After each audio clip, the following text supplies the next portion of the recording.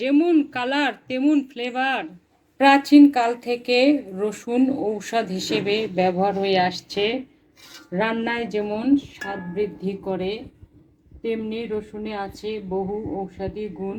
উল্লেখযোগ্য: ক্যান্সার প্রতিরোধ করে, কোলেস্টেরল কমাতে সাহায্য করে, দেহের ভাইরাস ব্যাকটেরিয়া প্রতিরোধ করে। তো যাই হোক, স্বাদও থাকবে, পুষ্টিও থাকবে। উত্তরবঙ্গের ঐতিহ্যবাহী রান্না আস্ত রসুন দিয়ে এই রেসিপির মাংসতে। আশা করি আপনাদের ভালো লাগবে।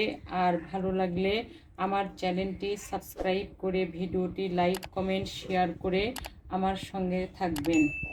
আপনাদের ভালোবাসা আমাকে নতুন কাজের অনুপ্রেরণা দেবে। চলুন দেখে আসি কিভাবে তৈরি করেছি। আজকের রান্নার মেইন উপকরণ আস্ত রসুন। উত্তরবঙ্গের বিখ্যাত একটি রান্না আস্ত রসুন দিয়ে গরুর মাংস বা খাসির মাংস। তো আজকে আমি পরিমাণ মতো তার জন্য রসুন নিয়েছি, আর এর সঙ্গে আছে গরুর মাংস। এটা গরুর মাংস, খাসির মাংস দুটো দিয়েই রান্না করা যায়। আমি আজকে এখানে গরুর মাংস নিয়েছি। আর এই রান্নায় আমরা যে রেগুলার মশলাগুলো খাই, গরম মশলা, আদা বাটা, জিরা বাটা, এই রেগুলার মশলাগুলো আমি রান্নার সময় একে একে সব দেখিয়ে দেব। তো এখন আমি সরাসরি রান্নায় চলে যাচ্ছি। বিসমিল্লাহির রহমানির রহিম। চলে এলাম সমস্ত উপকরণ নিয়ে। কড়াই গরম হয়ে গেছে, সাদা তেল দিয়েও করা যায়। তো আমি আজকে সরিষার তেল নিয়েছি, পরিমাণ মতো সরিষার তেল দিলাম, প্রায় হাফ কাপের মতো। দুটো দারচিনি দিলাম, 6-7টা সাদা এলাচ, কালো এলাচ, 2টা তেজপাতা, এর মতো পেঁয়াজ আছে দিয়ে দিলাম। 3-4 মিনিট একটু ভেজে নেব, ব্রাউন কালার করব না। ফিরে এলাম 3 মিনিট পরে। একটু পেঁয়াজ বাটা দিচ্ছি, হাফ কাপের মতো। পেঁয়াজ বাটাটা একটু ভেজে নেব যেন কাঁচা গন্ধটা না থাকে।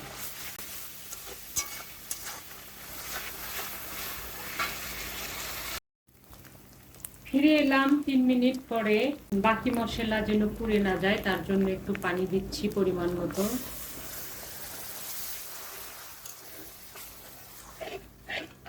প্রথমে স্বাদ অনুযায়ী লবণ,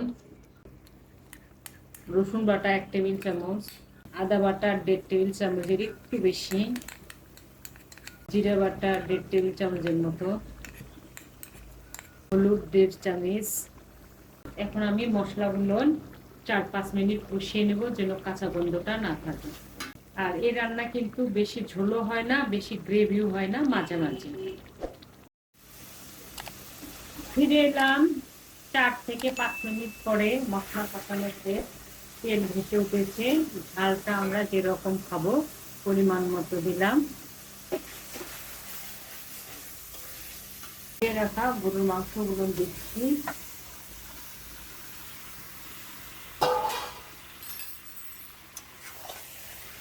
4-5 মিনিট আমি মাংসগুলো কষিয়ে নেব মশলার ভিতরে। জিরে আর ধনের গুঁড়ো সহ 2 চামচ দিলাম, এতে করে রান্নাটা অনেক সুস্বাদু হবে। আর আমাদের সেই কাঙ্ক্ষিত রসুন দিলাম, আস্ত রসুন। এখন আমি 5-6 মিনিট আগে কষিয়ে নেব। ফিরে এলাম 5-6 মিনিট পরে। সঙ্গে সুন্দরভাবে মাংসগুলো কষিয়ে নিয়েছি। একটু পরিমাণ মতো পানি দিলাম, আর মাংস থেকে যে পানি উঠবে এখন আমি সবকিছু ভালোভাবে কষিয়ে নেব। ফিরে এলাম 7-8 মিনিট পরে। আমি সুন্দরভাবে কষিয়ে নিয়েছি এবং পরিমাণ মতো পানি দিচ্ছি। গোস্ত সিদ্ধ হবে, রসুনও সিদ্ধ হবে, রান্নাও কমপ্লিট হবে।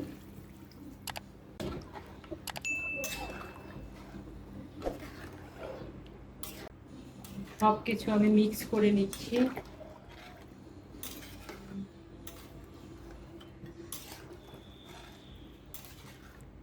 ঢেকে দিলাম। ফিরে এলাম প্রায় 40-45 মিনিট পরে। আমাদের রান্না ইনশাআল্লাহ কমপ্লিট। মাংসও সিদ্ধ হয়েছে, রসুনও সিদ্ধ হয়েছে। তো এই পর্যায়ে আমি কয়েকটি কাঁচা পাকা মরিচ দিচ্ছি ফ্লেভারটা সুন্দর হওয়ার জন্য। হাফ চামচের মতো দিলাম বা পরিমাণ মতো। আমি একটু ঝোলঝুলি রাখলাম, আমার কাছে এরকমই ভালো লাগে। তো তো আপনারা যেরকম খাবেন সে পর্যায়ে জালটা অফ করে দেবেন। আমি জালটা বন্ধ করে দিলাম। ফিরে আসবো 7-8 মিনিট পরে। ফিরে এলাম 6 থেকে 7 মিনিট পরে। যেমন কালার তেমন ফ্লেভার। হয়ে গেল উত্তরবঙ্গের ঐতিহ্যবাহী রান্না আস্ত রসুন দিয়ে গরুর মাংস। অনেক পুষ্টিকর, এভাবে রান্না করে দেখুন, অনেক সুস্বাদু। স্বাদ ও পুষ্টি দুটোই আছে। আজ এ পর্যন্তই, ইনশাল্লাহ আবার দেখা হবে নতুন কোনো রেসিপি নিয়ে। আল্লাহ হাফেজ।